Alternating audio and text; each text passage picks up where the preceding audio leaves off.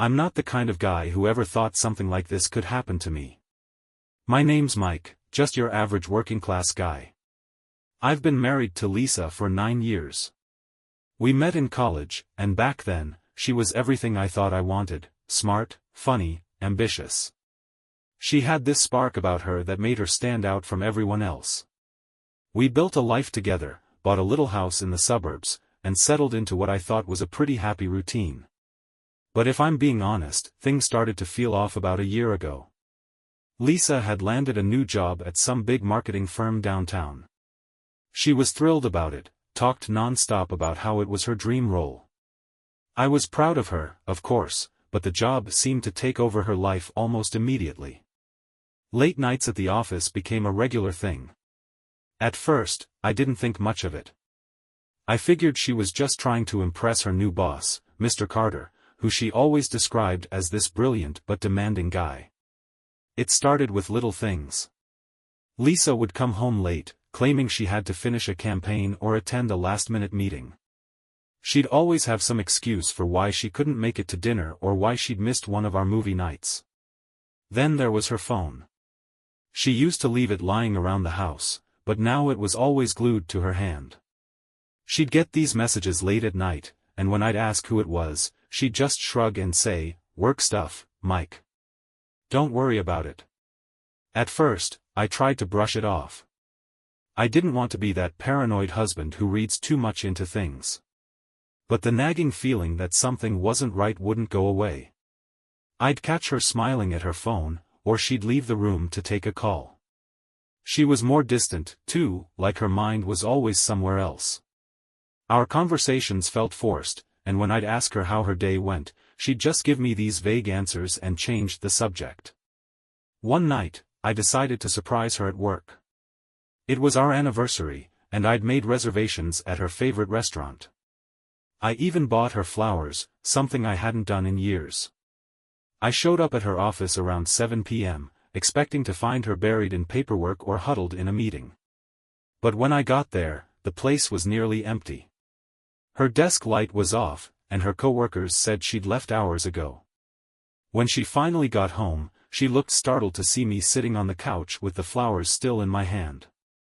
She made up some story about a last-minute client meeting at a nearby cafe, but she couldn't look me in the eye while she said it. Something about the way she spoke felt rehearsed, like she'd been practicing her lines. That night, I couldn't sleep. My mind was racing with questions I didn't want to ask. Was I just imagining things, or was there really something going on? I hated myself for even thinking it, but the doubt had taken root. I told myself I needed more proof before jumping to conclusions.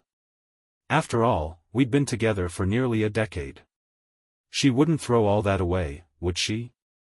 The turning point came a couple of weeks later.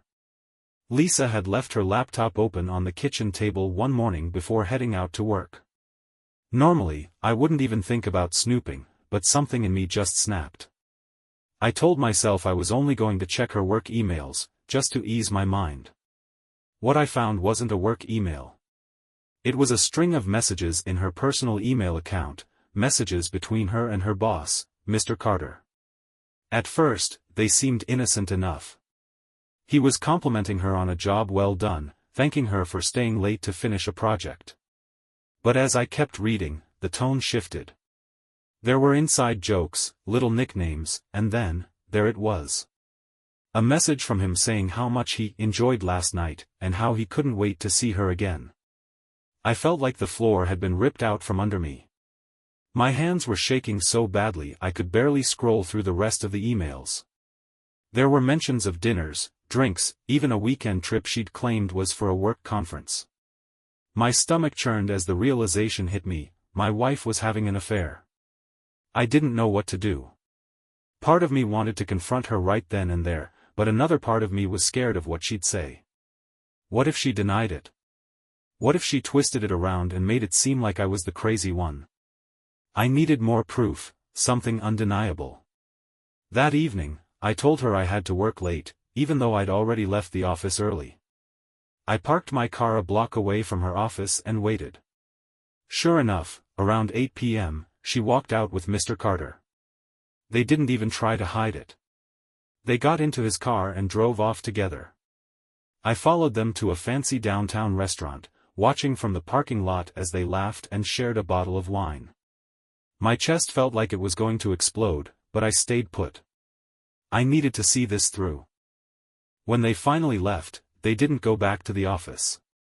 They went to a hotel. I couldn't hold it in any longer. As soon as she got home that night, I confronted her. "How was your night, Lisa? Another late meeting with Mr. Carter?" I asked, my voice dripping with sarcasm. She froze, her face turning pale. "What are you talking about?" she stammered, but I could see the guilt written all over her. I laid it all out, the emails, the dinners, the hotel.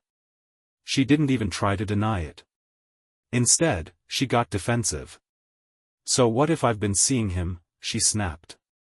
"Do you have any idea how lonely I've been? You're always so wrapped up in your own world, Mike. At least he appreciates me."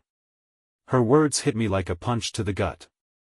I'd always thought of Lisa as this kind, loving person, but the woman standing in front of me was a stranger. She didn't apologize. She didn't beg for forgiveness. She just stood there, arms crossed, as if she had every right to betray me. The days following the confrontation were a blur of anger, sadness, and disbelief. I'd go from yelling at her one moment to sitting silently in our bedroom, staring at the wall, the next. Lisa, for her part, acted like she was the victim. She told me that our marriage had been falling apart for years and that I'd been too blind to notice. "You stopped caring about me, Mike," she said one morning as we sat at the kitchen table, the air between us thick with tension. "I've been trying to talk to you for months, but you never listened. At least Carter pays attention to me." I wanted to argue, to tell her she was full of it, but part of me wondered if there was some truth to what she was saying. Had I been neglecting her? Work had been stressful, and I knew I wasn't always the most attentive husband, but did that justify what she'd done?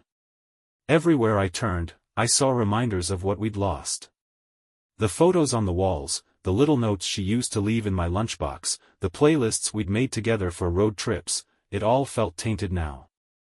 I couldn't even sit on the couch without thinking about all the times she'd lied to my face, pretending everything was fine while sneaking around with her boss. At work, I couldn't focus. My coworkers noticed something was off, but I didn't feel like explaining. How do you tell someone your wife is cheating on you without sounding like a failure? I started drinking more, trying to numb the pain, but it only made things worse. Every time I closed my eyes, I saw her and Carter together, laughing, kissing, betraying me. Lisa didn't seem to care about the toll it was taking on me. She'd stay out late, claiming she needed time to think, but I knew she was still seeing him. One night, I found myself sitting alone in the dark, staring at my wedding ring. I'd always thought it was a symbol of our love, of the promises we'd made to each other. Now it just felt like a reminder of my failure. As the weeks dragged on, I knew I couldn't keep living like this. The pain and anger were eating me alive. I started seeing a therapist, something I never thought I'd do. At first, I felt embarrassed, like admitting I needed help was a sign of weakness. But those sessions became my lifeline. Talking to someone who didn't judge me or take sides helped me see things more clearly. "Mike, you can't control what Lisa does," my therapist said during one session. "But you can control how you respond to it. You need to decide what's best for you, not for her or anyone else." That advice stuck with me. I started focusing on myself for the first time in years. I joined a gym, reconnected with old friends, and even picked up a hobby I'd abandoned years ago, woodworking. It wasn't easy, but slowly, I began to feel like myself again. Lisa, meanwhile, continued to live her double life. She'd come home late, sometimes not at all, and we barely spoke. It was like we were strangers living under the same roof. One night, as I was working on a project in the garage, she walked in and said, "Mike, we need to talk." I put down my tools and looked at her, bracing myself for whatever excuse or justification she'd offer this time. But what she said next caught me off guard. "I think we should separate," she said, her voice calm, almost rehearsed. This isn't working anymore. We're both miserable. Part of me wanted to fight, to remind her of the vows we'd made, but another part of me felt relieved. Maybe she was right. Maybe it was time to let go. The weeks following our separation were some of the hardest of my life.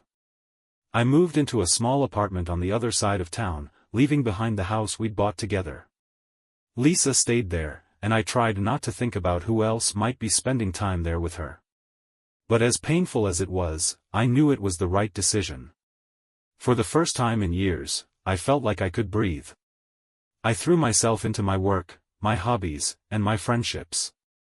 I even started dating again, though it took a while to let my guard down. Looking back, I realized that Lisa's betrayal, as devastating as it was, taught me some valuable lessons. I learned the importance of communication, of not taking the people you love for granted. But I also learned that no matter how much you love someone, you can't make them love you back. To anyone going through something similar, my advice is this: don't let someone else's actions define your worth. You're stronger than you think, and life does get better, even when it feels like it never will. And as for Lisa, I've let go of the anger. It's not easy, but holding on to it only hurts you in the end. I hope she finds whatever it is she's looking for. As for me, I'm finally looking forward to the future.